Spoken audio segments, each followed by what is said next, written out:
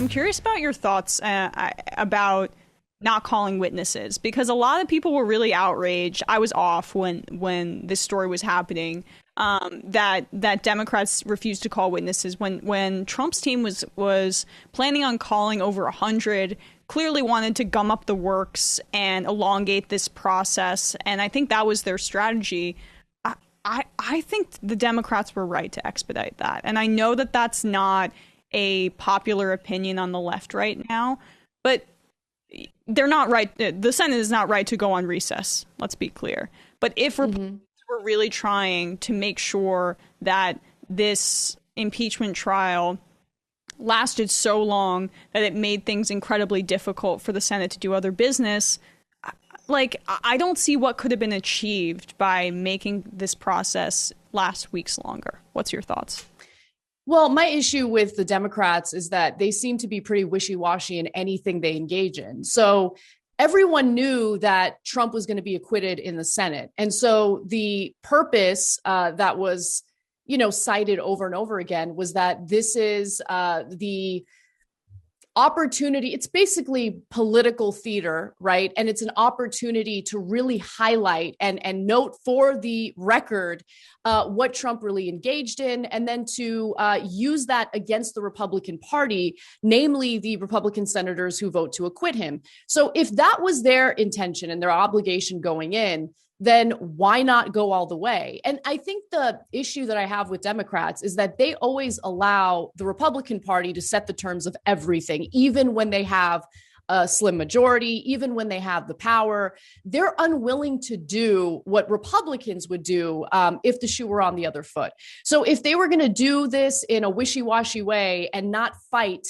the way that they claimed to in the beginning, then why bother at all? I mean, it just ends up giving Trump the opportunity to brag about how he was acquitted. That happened. They never, ever, I mean, this happened after the first impeachment trial. They hold the trial, they have the evidence. And like the whole idea is that after Republican lawmakers vote to acquit Trump, you go on a campaign, an aggressive campaign calling them out. They don't do it. They just don't do it.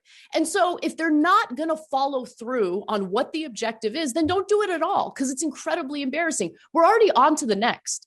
And what's also infuriating is that Democrats are now talking about like immigration and foreign policy, and they're all over the place. Get us those checks right now. What are you guys doing? It really is. It's shameful.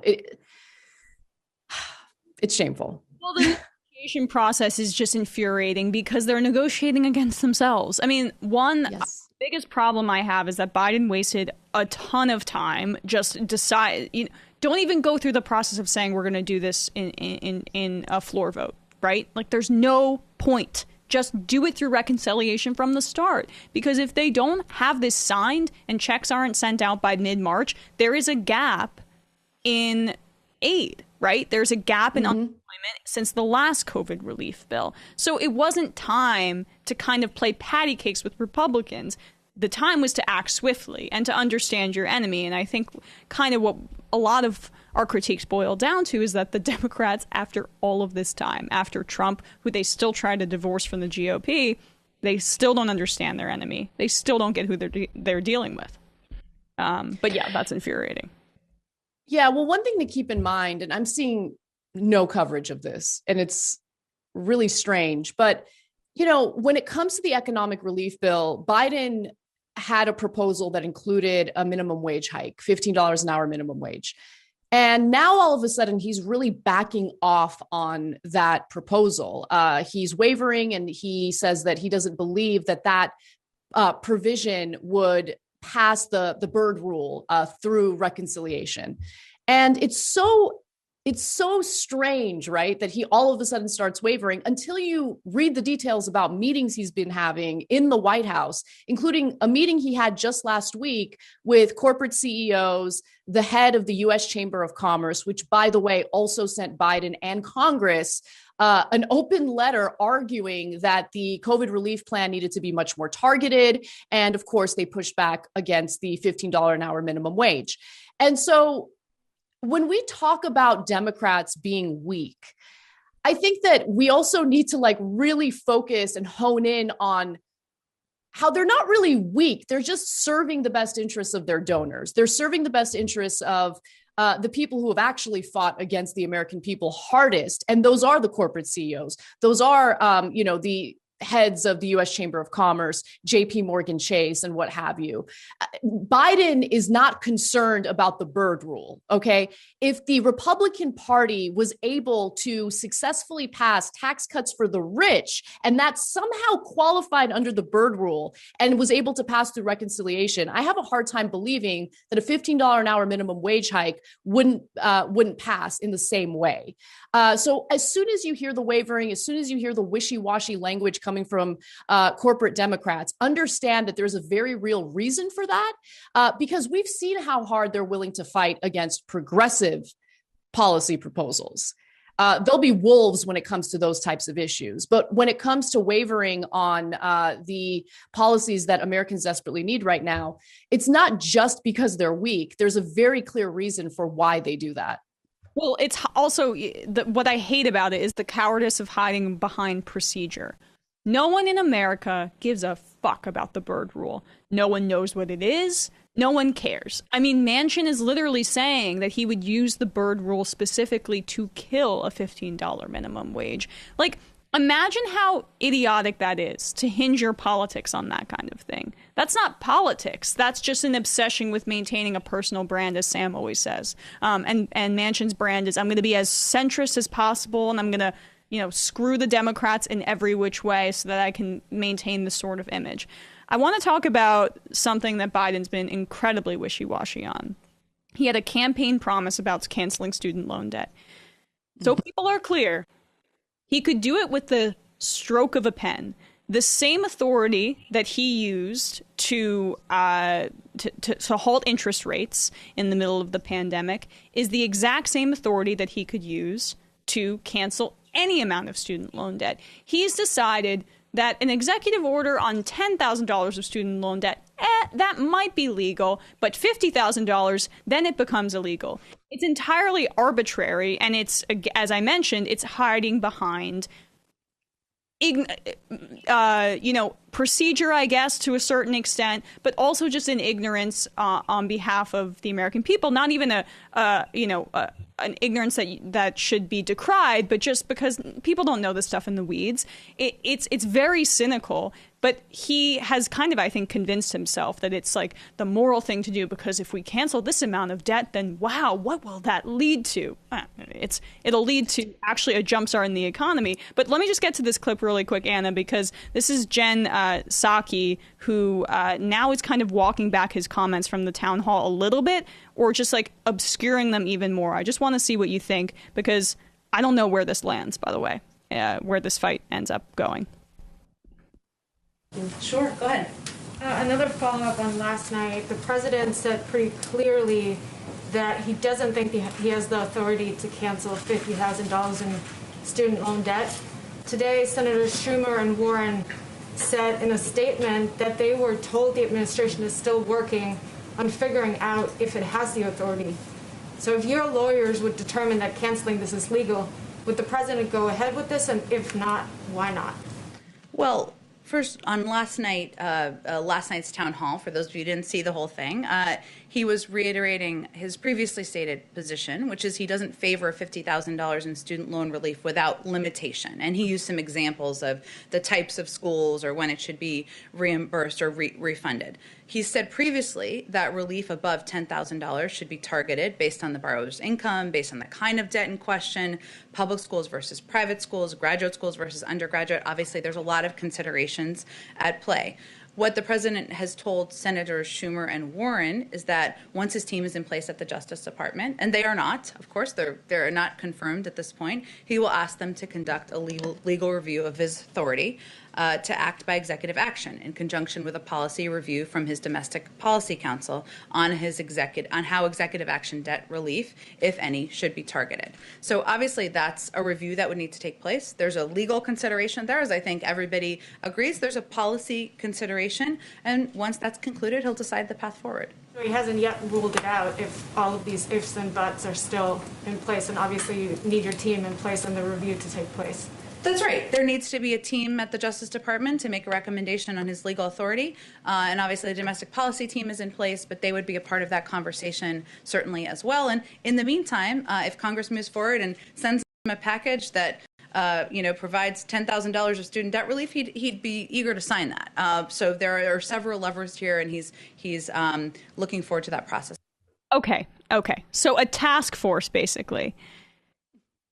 He is hiding behind the fact that he knows that a bill that cancels student loan debt is not going to get through a filibuster.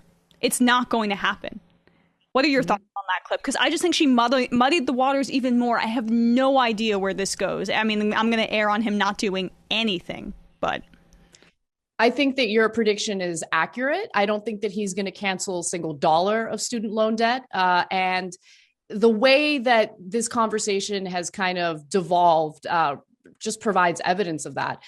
Let's talk quickly about the Justice Department under Biden and what they've done so far in regard to student loan debt, because that's very relevant with Jen Psaki, citing the Justice Department as the arbiter of whether or not Biden canceling student loan debt through executive action is legal. It is. He could do it with the stroke of a pen. And by the way, please check out David Dane's fantastic reporting on that. He talks about what Biden can accomplish through executive order, like bypassing Congress, not even having to worry about any of that. The Justice Department so far under Biden has decided to run interference for or on behalf of Betsy DeVos. Betsy DeVos is currently facing a lawsuit by students because she was held in contempt of court after a federal judge ruled that she must stop collecting student loan payments from students who had been defrauded from for-profit colleges.